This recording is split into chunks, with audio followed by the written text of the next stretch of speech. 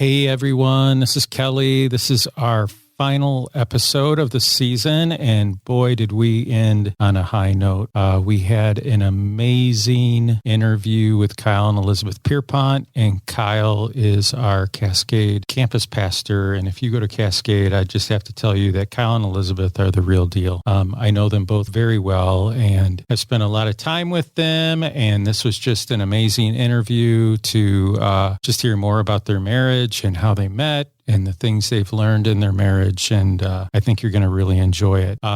Coming up, our next episode will be season 6, and we're going to have a surprise announcement, a really good surprise announcement. So don't miss that. That'll come out 2 weeks after this one. And so just enjoy this episode.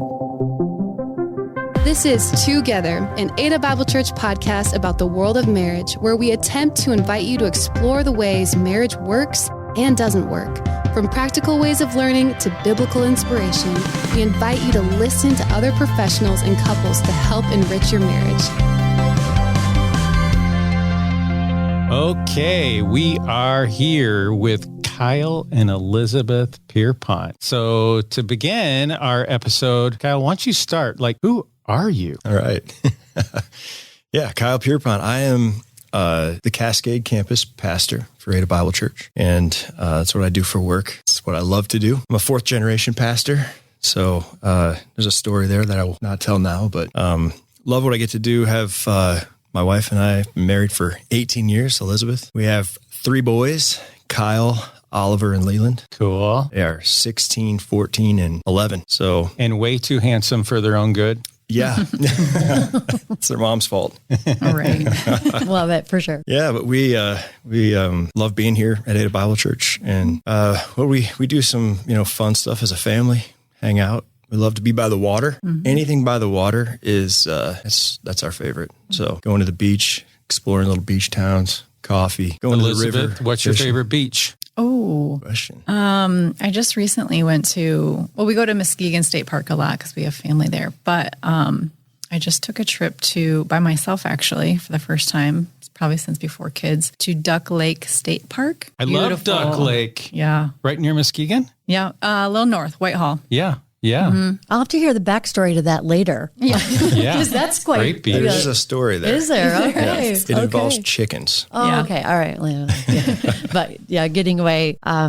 You two met in a really fun way. I'd love for you to start the story, Elizabeth. How'd you two meet and become a couple? Oh my goodness. We met at a Christian camp in northern Michigan called Camp Barakel. I was a camp counselor and Kyle was the speaker's son. So, yeah. Okay. And you somehow noticed one another. Yep. I noticed her. I remember that moment very well. Yes. And Kyle was the talk of the camp. All the girls knew who Kyle was. His dad had been speaking there for multiple years. So he had a reputation. But you were just in for a short while. You were kind of staying there, serving as camp counselor. Your visit was short, but it was long enough for you to notice one another. And you thought about her after you left. Oh. What happened after? Yeah. So my dad was the speaker, and I remember him calling home saying, "You guys got to come up and check out this camp. It's an incredible place." So we went up for the weekend and just to hang out, and it was a beautiful place. But I remember the moment I saw Elizabeth. She walked into chapel with her kids, campers with her, and walked up and sat up in the front right corner. I was in the back left corner, and she captured my attention. I was like, "You're right, Dad. This camp is beautiful." Good camp.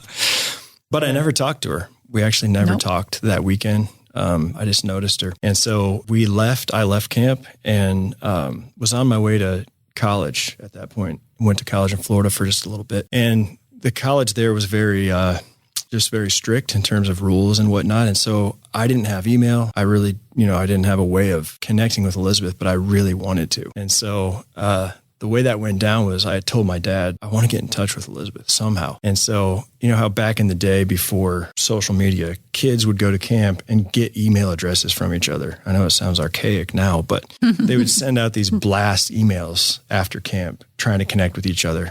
And my dad, the speaker, got included on one of those big mass emails from a camper. And so he had the idea to look through there to see if Elizabeth was in on that email. And sure enough, he found her email address. Oh, go dad. So my dad he was there for me. And, but he emailed Elizabeth. Sounds kind of creepy, but it does, Kyle. But he was a pastor and, it made sense, I guess. Yeah. But he emailed her, said, hey, my son's at a college in Florida where he can't really like email and stuff, but he'd like to write you a letter. Can I get your address for him? And were you creeped out by that? No, I was thrilled, actually. I was like, yes. Yeah. And to write letters, talk about Real archaic. letters. Yeah. Right? Real, man. So you started writing letters. Yeah. You got one of those, Elizabeth. How'd that go?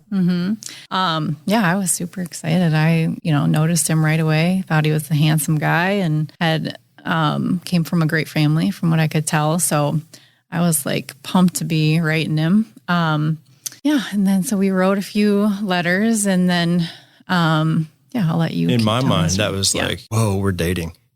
Like I wrote her, she wrote me right back. We did that back and forth, throughout the semester. And then at the end of that school year, it was kind of like the plan was, all right, you're going back to Barrackell to counsel again this year. I'm going to come on up and hang out for a weekend and then get some time off work and extend that, to be able to hang out together. So all the campers would come on, throughout the week, be there throughout the week and leave on Sunday night. And then Monday, the counselors had that day off. And so the plan was, I'm going to go hang out with you. I think we're going to go to a beach somewhere. My cabin. Oh, your cabin. And we were going to hang out at her parents' cottage, which wasn't far from Barrackell. So I was excited, just really excited. I thought, this is it. We're going to be dating and can't believe this, So I hang out with them the whole week, kind of. It was also creepy because I'm following this, camp counselor and her kids, her campers around, down to the waterfront. We had a great time. One of my favorite memories is there was a time where she was jumping off the dock, doing flips and stuff off the diving board, and she was doing a double flip. And I was adventurous, very close, and I was not even close. I could not do that, but.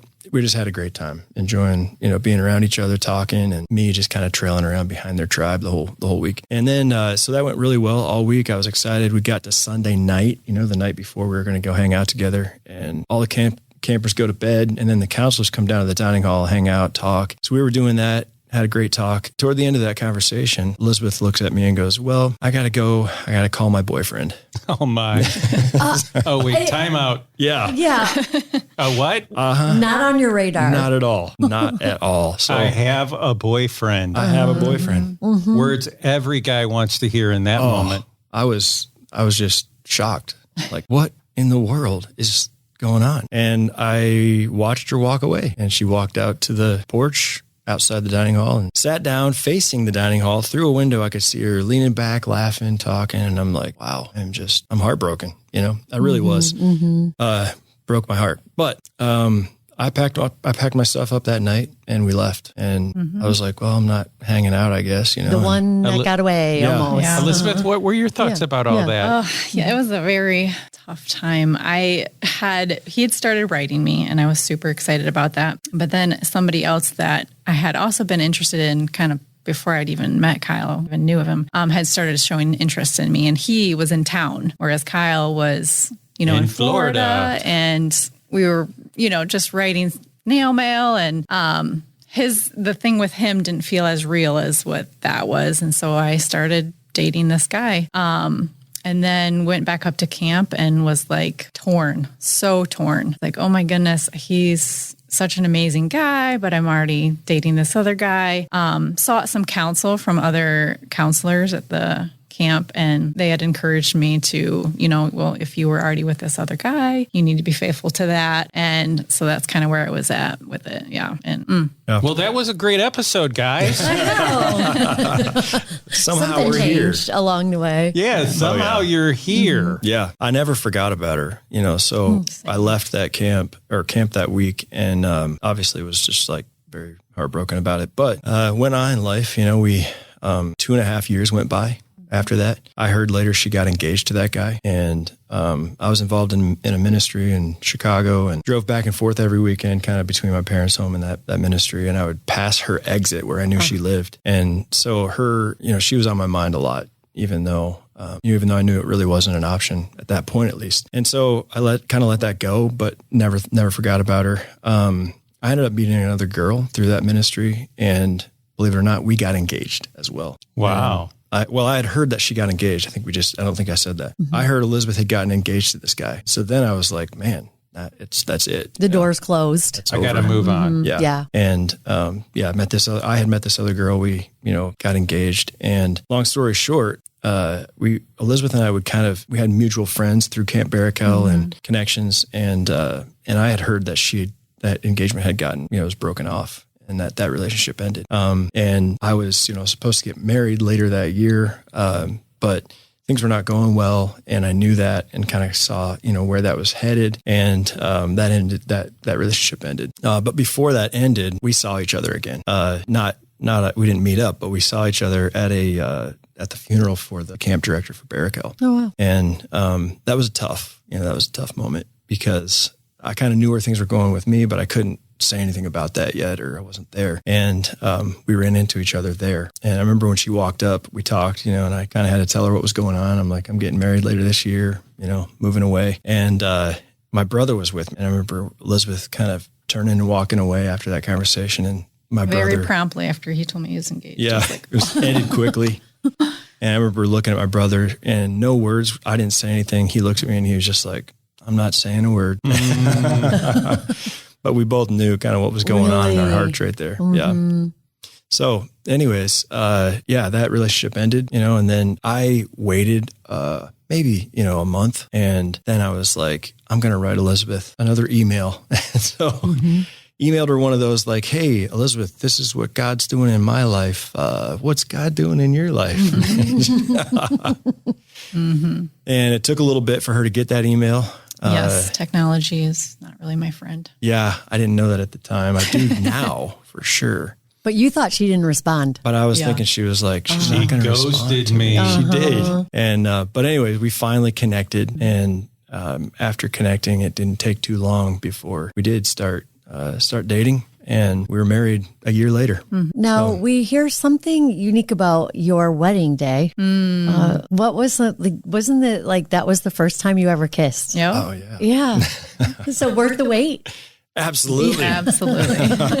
Talk to us about that commitment. Yeah. That was all Elizabeth's idea. Yeah. Just kidding. Kyle's like, this is not a good idea. Elizabeth's like, you started it. And I followed through. Okay. I love it. Which would become a theme in our life. But we, purity was a big thing for us. And it had been something that, we wanted and for our relationship. So just talking through that, we decided let's just make our first kiss when we get married. That's cool. And there were moments in our dating relationship throughout that year that I regretted that decision. But she's right. She was helpful in saying, no, we committed to this, and this is what we want. It'll be good. And it was very good. But yeah, our first kiss was right there in front of everybody. What'd you see in the, your initial meeting was based on physical attraction, right? Nothing wrong with that. But what was it? So when you finally connected as a couple and you're not engaged to other people, what like Kyle, for both of you, what would be one thing that you were like, yep, this is the guy and it's way beyond just physical attraction, or this is the girl and it's way beyond physical attraction? I think for me, I can say it's his spiritual leadership. Like he loved the Lord and I knew would be a great leader for our family spiritually. It was great values. His family had great values. He had great values. And that meant a lot to me. Yeah. Well, I think it's important to say physical attraction was very real for me, but I could tell quickly though that she was very sincere, and that meant a lot to me, to know that, what she believed was real, and what her love for the Lord and her desire to have a home, and we were very connected on a lot of those levels. And so as we met and talked, I could tell she's a person of depth and sincerity. And that's what really meant a lot to me. So you saw these qualities in one another before you got married, and then you got married. What did you learn about each other in those early years? Lots. Yeah. She found out who I really was. We found out we were very different in some ways. Yeah. In more ways than you realized when you were dating, right? Because you kind of see those things, but once you're living under the same roof, what was one area where you thought, wow, we are different? Raising kids. Oh, yeah. That was the biggest thing where we were like, wow, we are very opposite on this and our mentality on it. Yeah. I would agree with that. And I would say, I remember one moment before kids, when we were married, we got groceries and Elizabeth knows this story. She brought in some groceries and I pulled out the peanut butter and jelly. And man, I love peanut butter and I put a lot of peanut butter on it, on my sandwich when I make it, and also a lot of jelly. But what I do is at that point in my life, I would stand over the jelly jar and I would take a bite and then put more jelly on it and take a bite and more jelly each bite. And we had a moment, disagreement there. And that was one of our early disagreements where she was like, we can't afford this. We can't afford to keep buying this jelly. You're going through it so fast. I remember being like, it's a jar of jelly. It's not that big a deal.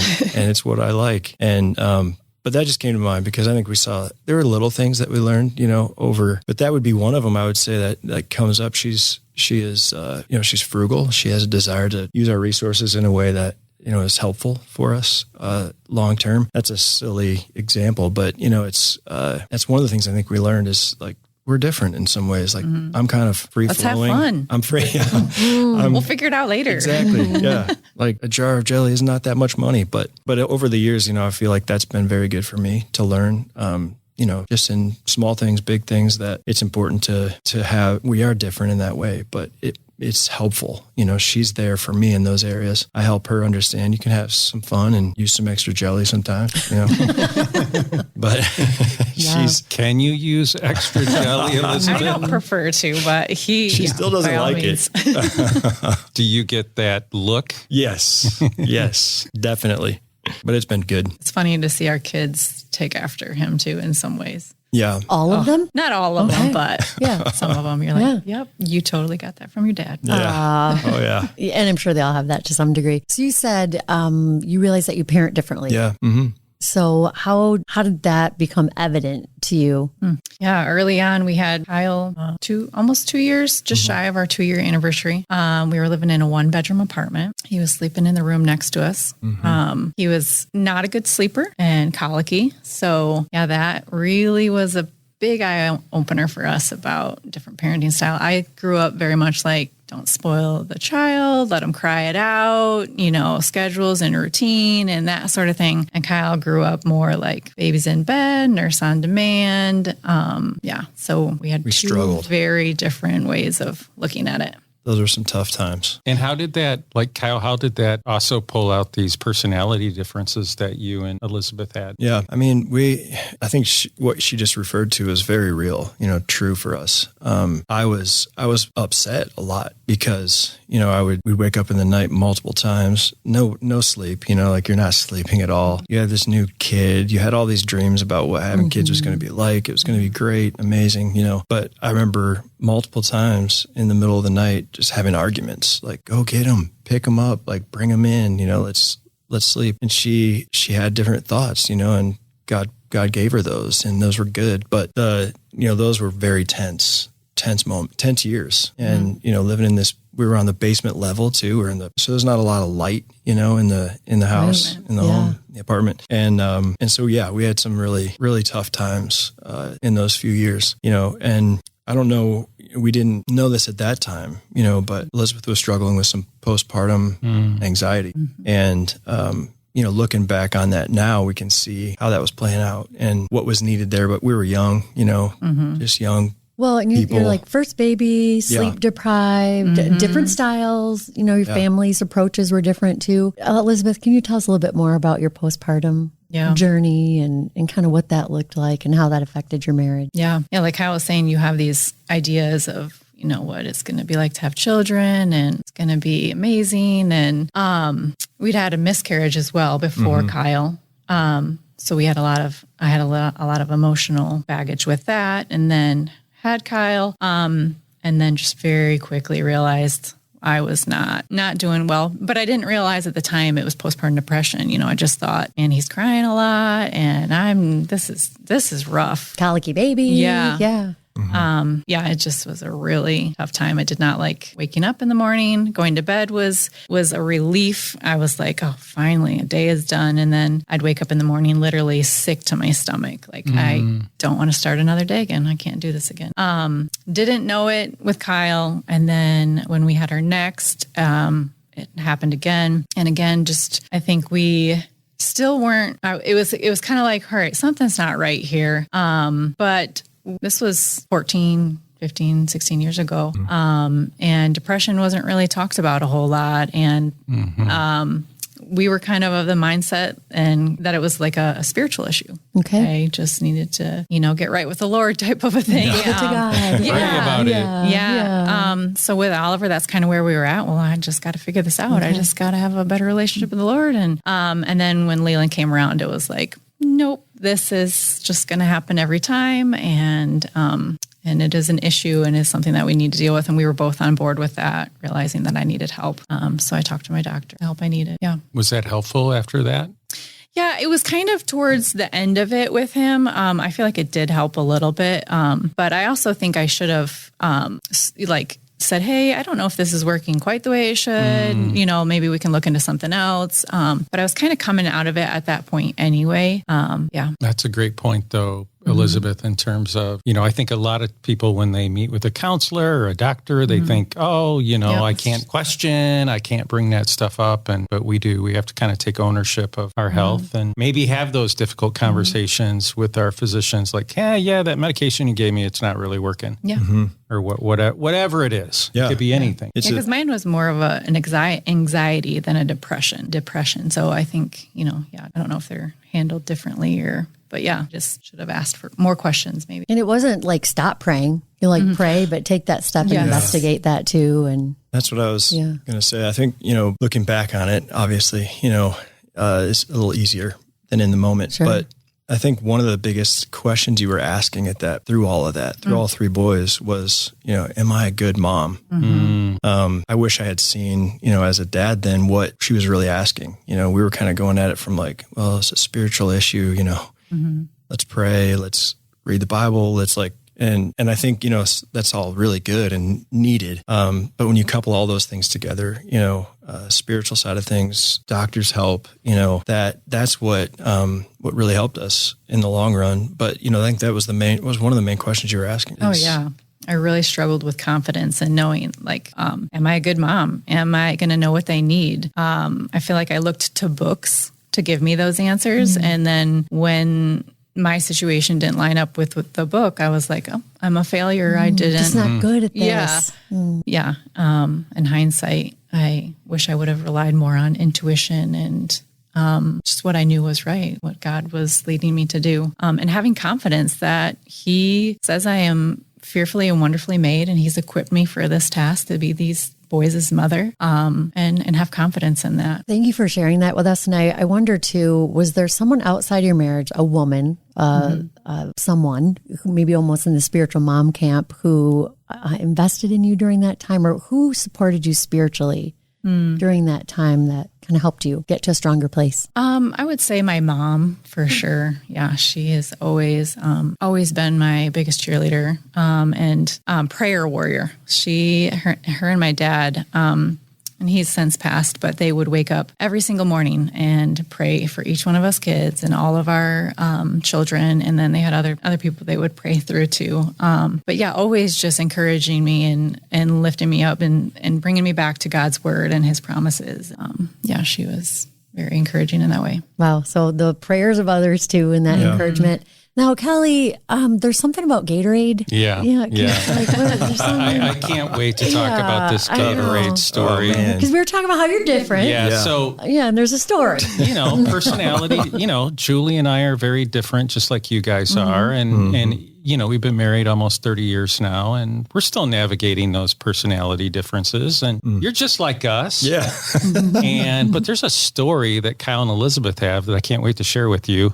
Well, Kyle's going to share it with you. Oh, boy. And we're going to entitle it, sugar-free Gatorade. The sugar-free Gatorade story. Mm-hmm. Well, this really kind of goes into how we're different, and I would say if I could sum it up, I'm more on the lenient side of things, so I'm about having fun. I like to enjoy things and kind of live free a bit.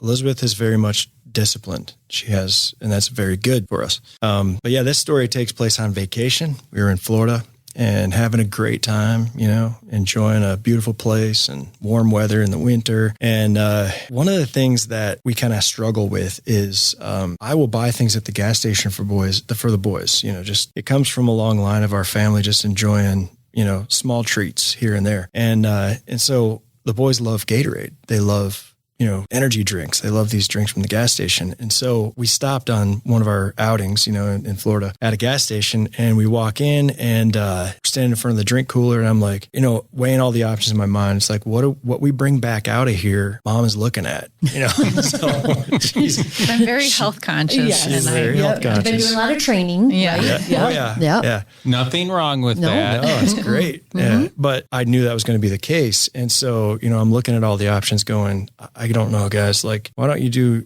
the Gatorades are 2 for $5 or whatever, 3 for $5. So why don't you guys all get a sugar-free Gatorade? And let's do that. So they're like, all right, cool. So they'll get their flavor of Gatorade, pick it out. We check out, we walk out, and we get back in the car. And Elizabeth loves your idea. Oh, right. man. Absolutely not.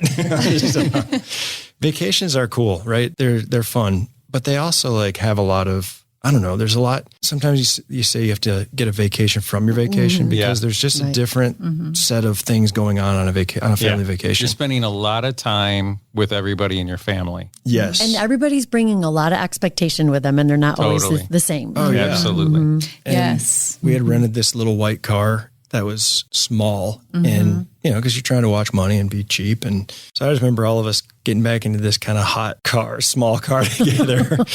And that the guys listening will understand this, that look you get from your wife where it's like, I just messed up big. I just did something Kelly, bad. do you know that look?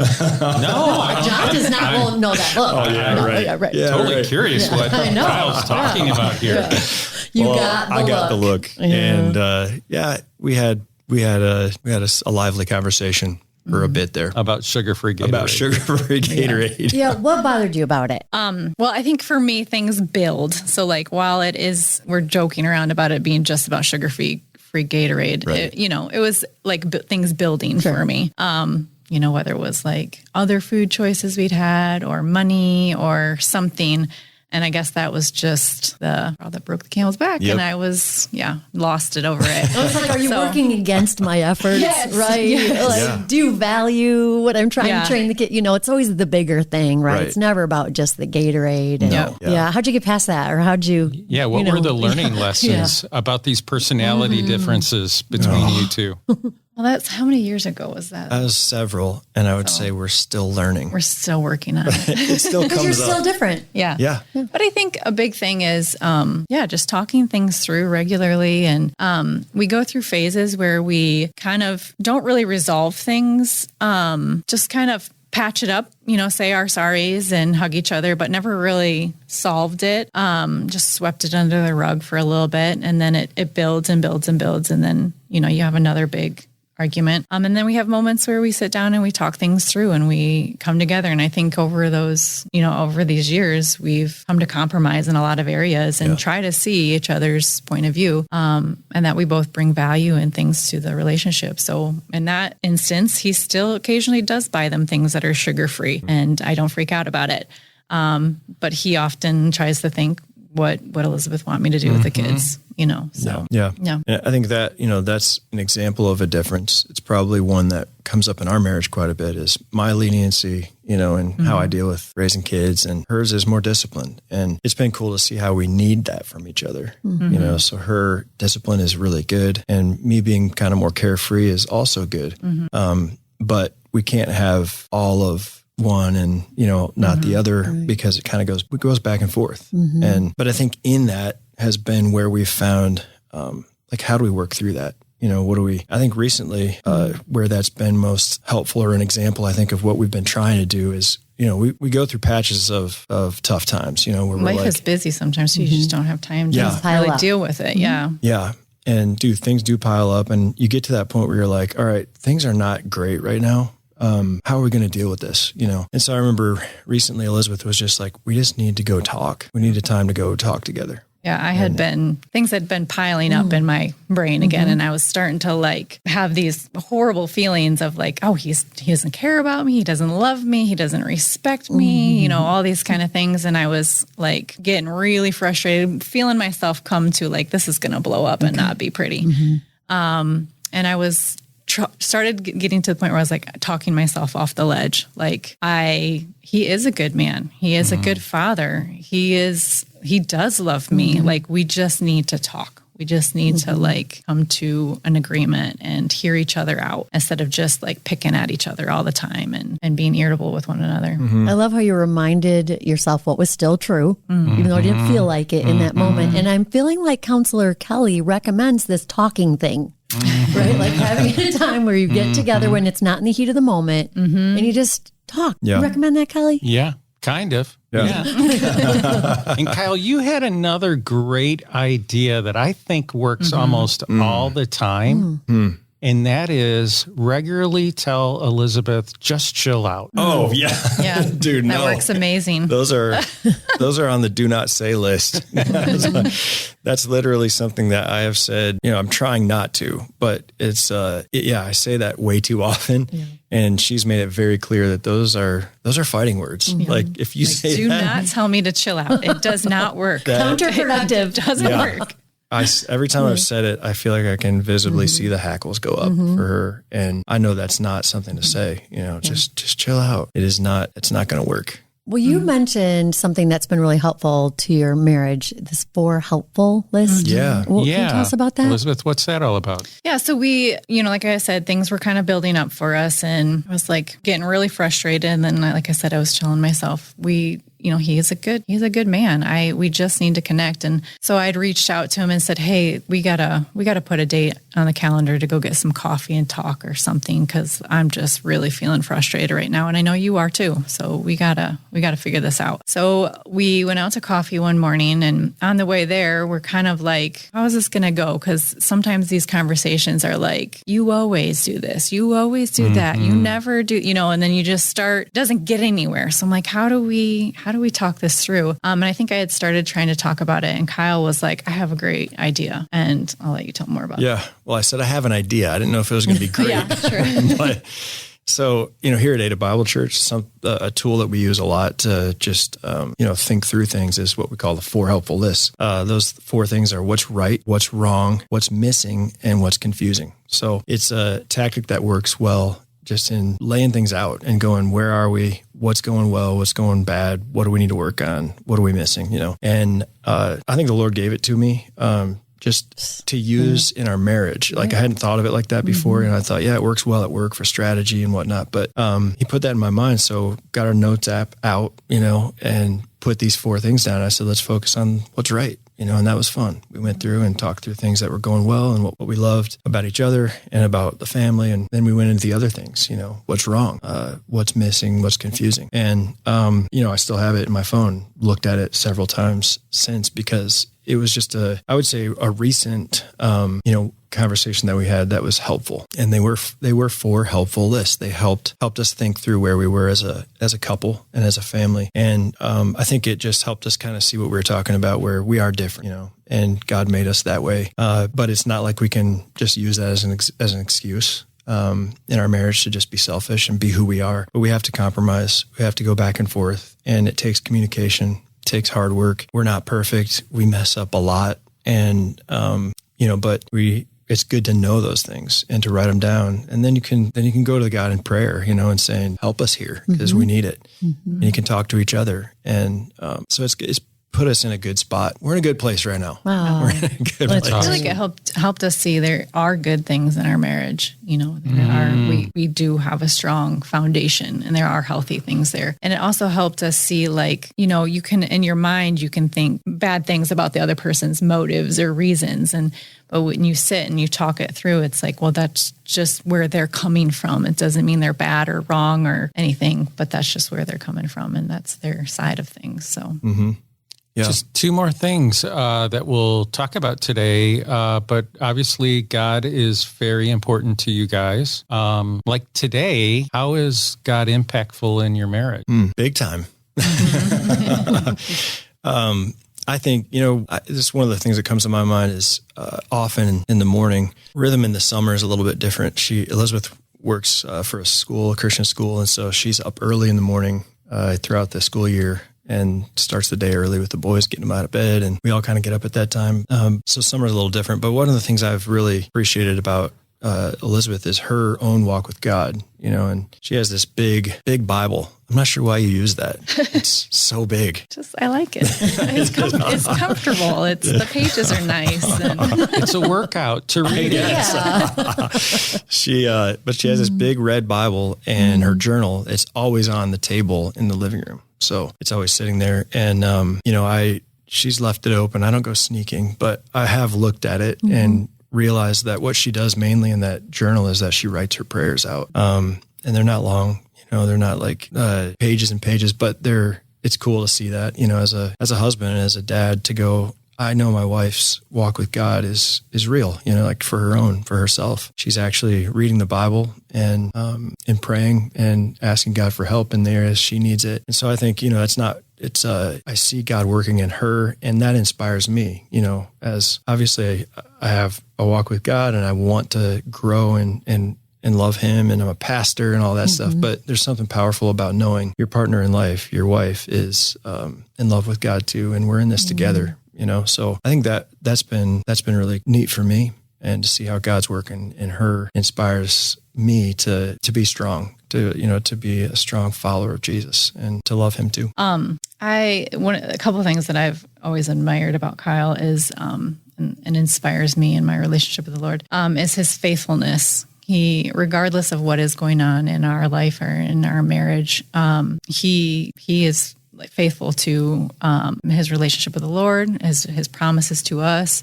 He never wavers from that, and that's something I need desperately in my life. And also his confidence in God working in our life. He never doubts things that are happening, or that God will provide or take care of us. Or I've really needed that in my life and in my relationship with God as well. It's given me the faithfulness that I need and the confidence in my relationship with the Lord. That's awesome, just seeing you invest in your own faith and how that's impacted him, and you bringing that faith, and investing in that on the regular. It's just been such a win for your marriage and for your boys. So anything else that you especially appreciate about the other person? This would be an opportunity just to share that with them right now. Yes.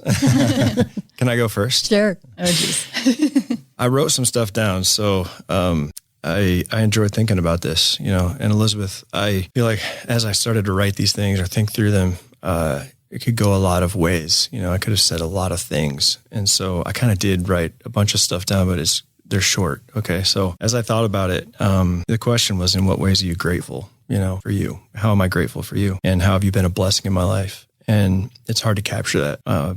But Elizabeth, I'm grateful mostly for your attractiveness. And I know that sounds weird because you think physical when you say that, but it's not. I am very physically attracted to you, but it's not just that. That attraction has never faded from the first time I saw you up at Camp Barraco and through our journey together. And I'm deeply attracted to you as a person. You're fun to be with, a lot of fun to be with. You're my favorite person to be with. You long for adventure together, and I love that. I'm grateful that you value a healthy lifestyle. Sugar-free stuff is not good. I know that now.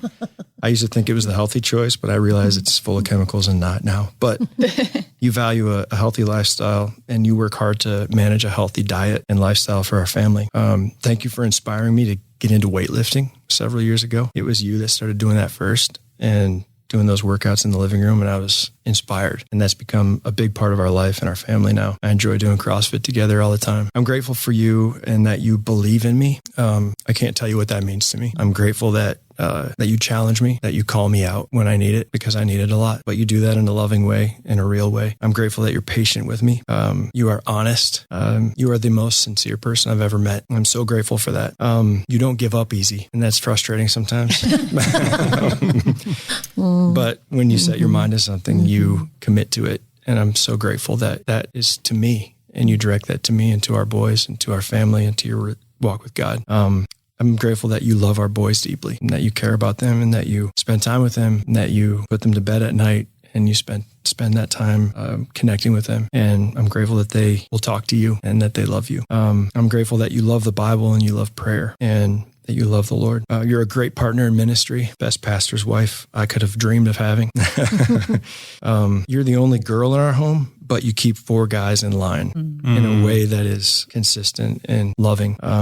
You are strong physically, and you are strong emotionally, and you are beautiful. We would be lost without you. And I'm thankful to God that He has led us to walk this journey of marriage and ministry and life together as husband and wife. Wow, it's really beautiful, Kyle. It is. It is. What about Elizabeth? Oh, goodness. Wrote you something too.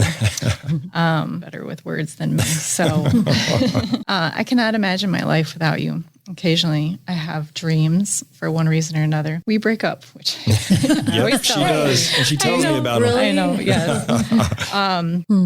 And it forces me to imagine a life without you.